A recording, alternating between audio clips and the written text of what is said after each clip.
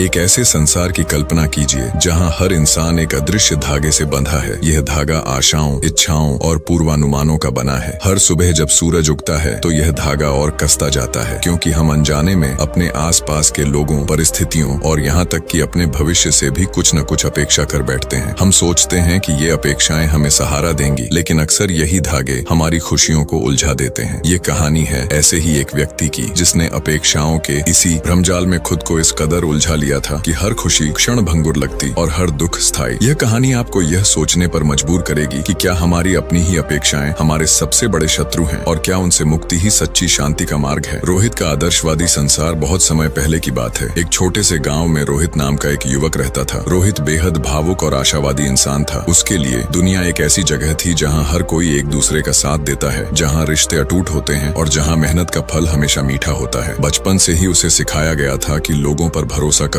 उनसे प्यार करो और उनसे अच्छी की अपेक्षा रखो, क्योंकि यही जीवन का आधार है। रोहित ने इस सीख को पूरी तरह आत्मसात कर लिया था। उसका एक बहुत प्यारा परिवार था, माता पिता, एक छोटा भाई और एक बहन। रोहित हमेशा अपने भाई बहनों से बहुत उम्मीदें रखता था। उसे लगता था कि वे हमेशा उसका साथ देंगे, उसकी हर बात मानेंगे और कभी उसे निराश नहीं करेंगे। अपने दोस्तों के साथ भी उसका यही रवैया था। वह सोचता था कि उसके दोस्त हमेशा उसके प्रति वफादार रहेंगे और हर मुश्किल घड़ी में उसके साथ खड़े रहेंगे। वह उनके लिए कुछ भी करने को तैयार रहता था और बदले में वैसी ही समर्पण और वफादारी की उम्मीद करता था। पहला झटका, दोस्ती का कड़वा सच। रोहित की जिंदगी में पहला बड़ा झटका तब लगा जब उसे कॉलेज में अपने सबसे अच्छे दोस्त विवेक से धोखा मिला। रोहित ने विवेक पर आंख मूंद कर भरोसा किया था। उसने विवेक की हर बात मानी, उसकी हर मुश्किल में मदद की, यहाँ तक कि अपने परिवार से झूठ बोलकर भी उसकी सहायता की। रोहित की अपेक्षा थी कि विवेक भी उसके लिए वैसा ही करेगा, उसे कभी नीचा नहीं दिखाएगा। लेकिन एक दिन एक बड़ी परियोजना में विवेक ने रोहित के विचारों और मेहनत का श्रेय खुद ले लिया, जिससे रोहित को बहुत नुकसान हुआ और उसकी प्रतिष्ठा भी दांव पर लग गई। रोहित टूट गया। उसे विश्वास नहीं हो रहा था कि जिस दोस्त को वह अपना सब कुछ मानता था, जिसने उसे कभी निराश न करने की कसम खाई थी, वही उसे धोखा दे सकता है। ये सिर्फ एक धोखा नहीं था, यह उसकी अपेक्षाओं का टूटना था। इस घटना ने उसे पहली बार सोचने पर मजबूर किया